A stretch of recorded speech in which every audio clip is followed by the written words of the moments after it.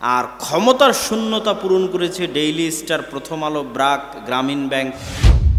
ঠিকভাবে কোনো একটা দেশে, কোনো একটা পৃথিবীতে প্রতিষ্ঠিত হলেই ইসলামের সৌন্দর্যগুলো সেখানে ফুটে উঠবে।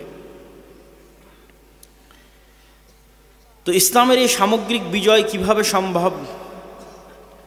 আপনাদের অনেকের কাছে শর্টকাট উত্তর থাকবে যে ভোটের রাজনীতিতে অংশগ্রহণ করলেই ইসলামের সামগ্রিক বিজয় সম্ভব। মানুষকে আমরা মোটিভেট করব যে ভোট দিতে হবে, আমাকে ভোট দিলে আমি ক্ষমতায় গিয়ে ইসলাম প্রতিষ্ঠা করব। আমি এই মতবাদের বিরোধিতা করছি না, কিন্তু আমি আপনাকে বোঝাতে চাচ্ছি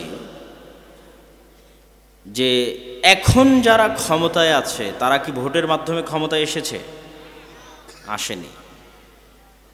আর জুলাই আগস্টে যে ছাত্র জনতা মারা গেল তাদের বেশিরভাগই ছিল ধর্মকেন্দ্রিক, ধর্মপ্রাণ যারা জীবন দিয়েছে। কিন্তু এখন যে সরকার গঠিত হলো, এই সরকারে ইসলামপন্থীদের শক্তিশালী কোনো স্টেক নাই। কেন নাই? তাহলে ইসলামপন্থীরা জীবন দিল, তাদের স্টেক নাই।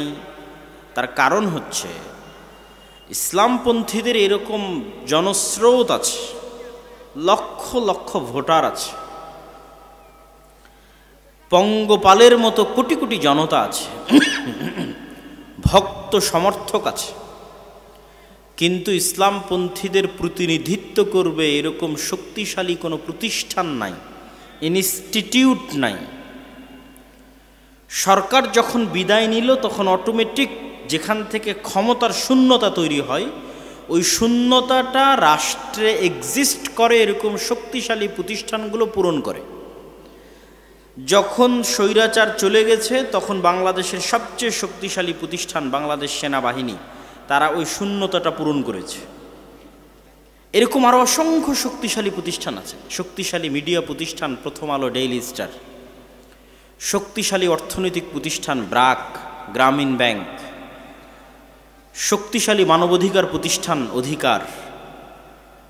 যাদের বাংলাদেশে শক্তিশালী প্রতিষ্ঠান ছিল তাদের লক্ষ লক্ষ কোটি কোটি পঙ্গপাল স্রোতের মতো ভোটার না থাকলেও রাষ্ট্রে যখন ক্ষমতার শূন্যতা তৈরি হয়েছে তখন ক্ষমতার শূন্যতা তারা পূরণ করেছে।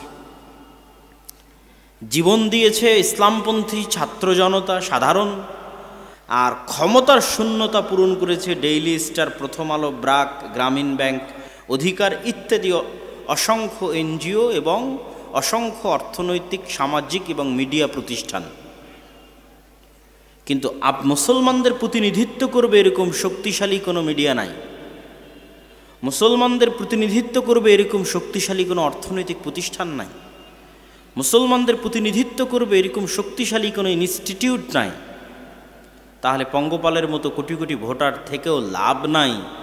তার প্রমাণ হচ্ছে 5ই আগস্টে ইসলামপন্থীরা সরকার গঠন করতে পারেনি। আপনি যদি মনে করেন আমি এখনই নির্বাচন করে এখনই ক্ষমতায় যাব, তাহলে এতটুকু নিশ্চিত থাকেন যে আপনি যদি 90% ভোটও পান জনগণের দিয়া, যদি আপনি ক্ষমতায় যান এবং ইসলাম প্রতিষ্ঠা করার চেষ্টা করেন, আগামী 5 বছর পর আপনি থাকবেন না।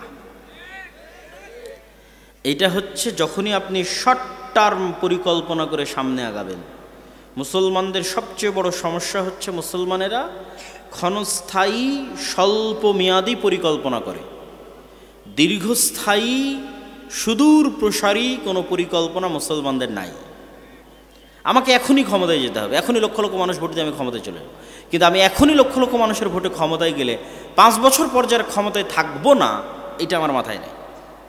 আমার তো এই চিন্তা করা উচিত যে আমি ইসলামকে বাংলাদেশে যেই দিন ক্ষমতায় নিয়ে যাব সেই দিন দুটো জিনিস ঘটবে। এক, উইদাউট এনি কম্প্রোমাইজ ইসলাম বাংলাদেশের ক্ষমতায় আসবে। 2, চিরস্থায়ীভাবে আসবে। 2 বছরের জন্য, 5 বছরের জন্য নয়, স্থায়ী। এটা হচ্ছে ইসলামের থিওরি। ইসলাম চায় এভাবে ক্ষমতায় আসতে, চুক্তিবদ্ধ হয়ে নয়, তোমার সাথে কম্প্রোমাইজ করে নয়, আদর্শগত কম্প্রোমাইজ করে এবং সময়গত কম্প্রোমাইজ করে ইসলাম ক্ষমতায় আসতে পারে না। ইসলাম ক্ষমতায় আসবে আইডিওলজিক্যাল উইদাউট এনি কম্প্রোমাইজ এবং স্থায়ীভাবে। তো মুসলমানদের সমস্যা হচ্ছে তারা স্বল্পমেয়াদী কাজ করে এবং রিয়্যাক্ট করে। অন্যরা সুদূর প্রসারী 100 বছরের পরিকল্পনা করে কাজ করে। তো 100 বছরের পরিকল্পনা করে যে কাজ করতেছে ওই কাজের একটা অংশ হঠাৎ করে আপনার সামনে প্রকাশ পেয়ে গেছে। হঠাৎ করে যখন আপনার সামনে প্রকাশ পেয়ে গেছে তখন আপনারা এরকম লক্ষ জনতা লিল্লাহি তাকবীর আল্লাহু আকবার বলে রাস্তায় নেমে গেলেন। এটাকে বলে রিয়্যাক্ট করা। আপনি সুদূর প্রসারী কোনো পরিকল্পনা তো করতে পারেন না, ওরা সুদূর প্রসারী পরিকল্পনা করছে। ওদের পরিকল্পনার কোনো অংশ যখন প্রকাশ পেয়ে যাচ্ছে আর আপনার কাছে মনে হচ্ছে এটা ইসলাম বিরোধী, তখন আপনি শুধু প্রতিক্রিয়া দেখালেন, রিয়্যাক্ট করলেন, মিছিল, মিটিং, বক্তব্য, লিল্লাহি তাকবীর আল্লাহু আকবার দিয়ে ওই পর্যন্তই শেষ। আপনি যে আবার পাল্টা কোনো সুদূর প্রসারী পরিকল্পনা করবেন এটা নাই। এই দুটো জিনিস না থাকার কারণে এবং মুসলমানদের মধ্যে এই জ্ঞানের অভাব আছে যে রাষ্ট্রে ইসলাম ক্ষমতায় আসলে সে কি উপকারটা পাবে। পাশ্চাত্য মিডিয়া মুসলমানদেরকে ভয় দেখায় যে ইসলাম যদি ক্ষমতায় আসে তাহলে দেখো এরকম ভয়াবহ চিত্র। কি ভয়াবহ চিত্র? এই দেখো দোররা মারা হচ্ছে, হাত কাটা হচ্ছে, রজম করা হচ্ছে, এরকম ভয়াবহ চিত্র তো কি তোমরা কি তোমাদের দেশে দেখতে চাও? তখন মানুষ ভীত সন্ত্রস্ত হয়ে যায়। কিন্তু ইসলামের এটিই যে একমাত্র চেহারা নয়, বরং ইসলামের আরেকটা চেহারা আছে যে ইসলাম যদি রাষ্ট্র ব্যবস্থায় প্রতিষ্ঠিত হয় তাহলে এটি হবে পৃথিবীর সর্বশ্রেষ্ঠ কল্যাণমূলক মানবসেবী ন্যায়পরায়ণ ইনসাফ প্রতিষ্ঠাকারী রাষ্ট্র। এই জিনিসগুলো প্রত্যেকটার অসংখ্য ব্যাখ্যা আছে। ন্যায়পরায়ণ ইনসাফ প্রতিষ্ঠাকারী মানে কি? ন্যায়পরায়ণতা কি? ইনসাফ কি? মুসলমানেরা তো এই ছোট্ট জিনিসটাই জানে না যে ন্যায়পরায়ণতা কি। তাহলে সে কেমনে বুঝবে যে একটা ন্যায়পরায়ণ রাষ্ট্র কেমন হয়? এটা সে কল্পনা, আপনার কল্পনার দৃষ্টিতেও আপনারা দেখতে পারেন না যে ন্যায়পরায়ণ ভিত্তিক রাষ্ট্র কীরকম হতে পারে। কেন? মুসলমানদের ব্যক্তি জীবনে ন্যায়পরায়ণতা নাই। মুসলমানেরা ইসলামের বাহ্যিক যে রিচুয়ালস, বাহ্যিক যে আমল আখলাক, আনুষ্ঠানিকতা, সেটিকে ইসলাম মনে করে আমার মুখে দাড়ি আছে আমি মুসলিম, আমার মাথায় টুপি আছে আমি মুসলিম, আমি দান করলাম দানবীর আমি মুসলিম, আমি হজ করে আসলাম আমি হাজি, আমি তাহাজ্জুদের সালাত আদায় করি আমি নামাজি। কিন্তু সে তাহাজ্জুদের সালাত আদায় করার পরেও, নামাজি, হাজি, দানবীর হওয়ার পরেও সে যে মুনাফিক, এটা কিন্তু সে কোনোদিন বুঝতে পারেনি। কিভাবে মুনাফিক?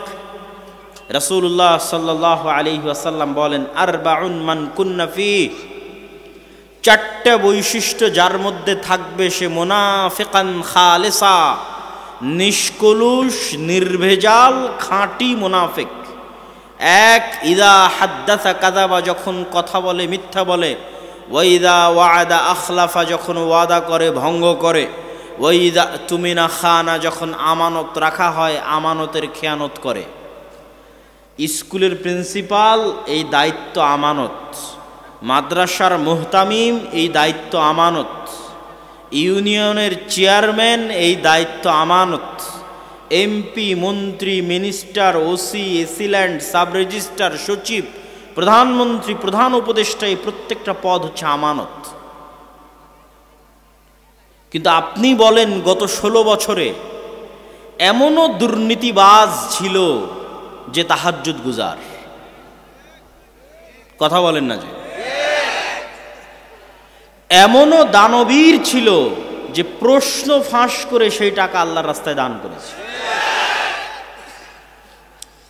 তাহলে সে কি বুঝেছে ইসলামকে? সে ইসলাম কি বুঝেছে? এটা বাহ্যিক আচার আনুষ্ঠানিকতার একটা দিন। আমি বাহ্যিকভাবে সালাত আদায় করব, হজ করব, উমরা করব, অতএব আমি মুসলিম। কিন্তু আল্লাহর নবী তো বলে গেছে সে মুনাফিক। কেননা তাকে যে প্রশ্ন রক্ষা করার দায়িত্ব দেওয়া হয়েছিল ওই দায়িত্বের সাথে সে কি করেছে? খেয়ানত করেছে। তাহলে আল্লাহর নবীর কথা অনুযায়ী সে নিষ্কলুষ, নির্ভেজাল, খাঁটি মুনাফিক। তাহলে মুসলমানদের ব্যক্তি জীবনে ন্যায়পরায়ণতা নাই, তাহলে সে কেমনে কল্পনা করবে একটা ন্যায়পরায়ণতা ভিত্তিক শাসন ব্যবস্থা? আমাদের ব্যক্তি জীবনে ন্যায়পরায়ণতা নাই, রন্ধ্রে রন্ধ্রে আমাদের সমাজ এবং রাষ্ট্র ব্যবস্থার প্রত্যেকটা সেক্টরে দুর্নীতি তথা মুনাফিকি তথা আমানতের খেয়ানতে পরিপূর্ণ। কিন্তু গত 16 বছর এরকম প্রত্যেকটা জালসা, ইসলামী সম্মেলন, অনুষ্ঠানের প্রধান অতিথি, বিশেষ অতিথি এমন কোনো OC, AC land, sub registrar, MP, মন্ত্রী ছিল না যারা না দানবীর ছিল, না হাজি ছিল, না উমরাকারী ছিল, না সালাত আদায়কারী ছিল। এরকম কোনো না কোনো বৈশিষ্ট্য, না হয় মসজিদ কমিটির সভাপতি, না হয় মাদ্রাসা কমিটির সভাপতি, সেক্রেটারি, না হয় জালসার প্রধান অতিথি, না হয় সভাপতি। মানে এমন কোনো ইসলামী কাজ ছিল না যে ইসলামী কাজে সম্পৃক্ত তারা ছিল না, কিন্তু প্রত্যেকেই তারা নিজ নিজ দায়িত্বে আমানতের সাথে খেয়ানত করেছে, মানে তারা মুনাফিক। ঠিক আমি শুধু তাদেরকে গালি দিচ্ছি তা নয়, আপনারা এবং আমরা আমাদের ব্যক্তিগত জীবনে পরীক্ষা করতে পারি যে আপনার বাবা অথবা আপনি অথবা আপনার দাদা, আপনার বাবা তার বোনকে তথা আপনার বাবা আপনার ফুফুকে অথবা আপনি আপনার বোনকে বাবার সম্পত্তিতে ওই জায়গাটা দিয়েছেন যেই জায়গাটা কম দামি, পানিতে ডুবে থাকে, অথবা দেননি। কিন্তু আপনি তাহাজ্জুদ গুজার, আপনি হাজি, আপনি দাড়িওয়ালা, আপনি মাথায় টুপি, মাদ্রাসা মসজিদের কমিটির সভাপতি, সেক্রেটারি, মসজিদে প্রথম কাতারে, কিন্তু আপনি তো মুনাফিক। কেননা আপনি ন্যায়ের সাথে আপনার বোনের মুআমালাটা সমাধান করেননি, আপনার মধ্যে ন্যায় পরায়ণতা নেই, আপনি মুনাফিক। তো আমরা আমাদের ব্যক্তি জীবনেও, আমাদের রাষ্ট্রীয় এবং সামাজিক জীবনের কোনো স্তরে ন্যায়পরায়ণ নই, তাহলে আমি কেমনে বুঝবো যে ইসলামী রাষ্ট্র ব্যবস্থা কেমন হতে পারে, ইসলামী রাষ্ট্র ব্যবস্থা কতটা ন্যায় ভিত্তিক, কতটা সুষম, কতটা ইনসাফ ভিত্তিক হতে পারে? এটা এই ধরনের গণতান্ত্রিক সেকুলারিজম আর লিবারালিজমের বাংলাদেশে আপনি চোখেও দেখতে পাবেন না। ওইটা একমাত্র ইসলামই দিতে পারবে। কিন্তু ওই ইসলাম যদি ক্ষমতায় আনতে হয়, তাহলে যেমন আপনাদের এরকম শক্তিশালী প্রতিষ্ঠান লাগবে, ঠিক আমাদের ব্যক্তি জীবনের সততা এবং ন্যায়পরায়ণতা লাগবে। কেননা আপনার মাধ্যমেই তো ইসলাম ক্ষমতায় আসবে। তা আল্লাহ সুবহানাহু ওয়া তাআলা নিজে ন্যায়পরায়ণ, সারা পৃথিবীর সকল ক্ষমতার একচ্ছত্র মালিক তিনি তার দয়ায় আপনাকে ক্ষমতা দিবেন। আর আপনার মধ্যে ন্যায়পরায়ণতা নাই, তাহলে আল্লাহ কেমনে দিবে? কেন আল্লাহ তো ন্যায়ের সাথে পৃথিবী পরিচালনা করে, আল্লাহ তার ক্ষমতা ন্যায়ের সাথে পৃথিবীতে প্রতিষ্ঠিত করে। তাহলে আল্লাহ তাকে কখনোই ক্ষমতা দিতে পারে না যার নিজের মধ্যে ন্যায়পরায়ণতা নাই। আপনি জোর করে ক্ষমতা দখল করে নেবেন সেটা ভিন্ন কথা, আল্লাহ আবার জোর করে ছিনিয়েও নিবে, যেমনটা আল্লাহ ছিনিয়ে নিয়েছে দেখছেন। সিরিয়াতে আল্লাহ সুবহানাহু ওয়া তাআলা ছিনিয়ে নিল 11 দিনে, আপনাদের এখানে নিয়েছে 36 দিনে, সিরিয়াতে নিয়ে নিয়েছে 11 দিনে, আপনাদের চেয়ে তো কম সময়ের মধ্যে। সুতরাং কুলিল্লাহুম্মা মালিকাল মুলকি তুতিল মুলকা মান তাশা, একচ্ছত্র ক্ষমতার মালিকানা কার হাতে? আল্লাহর হাতে। তো আল্লাহ যদি মনে করে তার দয়ায় আল্লাহ তার বাছাইকৃত বান্দাদেরকে ক্ষমতা দিবে, তাহলে অবশ্যই আল্লাহর সেই বাছাইকৃত বান্দাদেরকে আল্লাহর দয়া পাওয়ার উপযুক্ত হতে হবে। আর সেই দয়া পাওয়ার উপযুক্ত হওয়ার 1 নম্বর শর্ত, তাদের ব্যক্তিগত, পারিবারিক, সামাজিক জীবনে ন্যায়পরায়ণতা থাকতে হবে, তাহলে সে নেতা হতে পারবে। ন্যায়পরায়ণ এবং সত্যবাদী হওয়া ছাড়া you can't be a leader, আপনি আল্লাহর দৃষ্টিতে নেতা হতে পারবেন না। আমাদের নবী মুহাম্মদ সাল্লাল্লাহু আলাইহি ওয়াসাল্লাম যদি সত্যবাদী না হতেন, ন্যায়পরায়ণ না হতেন, আবু সুফিয়ান কখনোই আল্লাহর নবীর হাতে ইসলাম গ্রহণ করতো না। 2 নম্বর মানুষের কাছে, দুর্নীতিবাজ মানুষের কাছে, মিথ্যুক মানুষের কাছে কেন আমি ইসলাম গ্রহণ করব? আবু সুফিয়ানও জানে যে মুহাম্মদ সাল্লাল্লাহু আলাইহি ওয়াসাল্লাম একজন সচ্চা, ন্যায়পরায়ণ, একনিষ্ঠ, আমানতদার মানুষ, সে তার দাবিতে সত্যবাদী, এটা আবু সুফিয়ানও জানে। সুতরাং আল্লাহর নবীর মতো ফ্রেশ হৃদয় ছাড়া, মানে সাফ অন্তর, যে অন্তরে কলুষতা নাই, অন্যের প্রতি অন্যায় নাই, মিথ্যা নাই, এরকম সাফ হৃদয় নিয়ে যখন আপনি সালাতে দাঁড়াবেন, হজ করবেন, দান করবেন, ইসলাম প্রতিষ্ঠার জন্য চেষ্টা করবেন, তখন আল্লাহর দয়ায় কিভাবে আল্লাহ আপনাকে ক্ষমতা দিয়ে দিবে আপনি বুঝতেও পারবেন না। আজকে আফগানিস্তানে যারা ক্ষমতায় এসেছে, তাদের ক্ষমতায় আসার সবচেয়ে বড় সিক্রেট হচ্ছে ন্যায়পরায়ণতা। ক্ষমতায় আসার পরের দিনে আমিরুল মুমিনিন বলে দিয়েছে, যতজন যত জায়গায় দায়িত্বশীল আছে তাদের কারো সন্তান সরকারি চাকরি করতে পারবে না। কি ভয়ঙ্কর ন্যায়পরায়ণতা! যে যতজন যত জায়গায় পদাধিকার বলে দায়িত্বশীল আছে, তাদের কারো সন্তান কি করতে পারবে না? সরকারি চাকরি করতে পারবে না। এর নাম ন্যায়পরায়ণতা।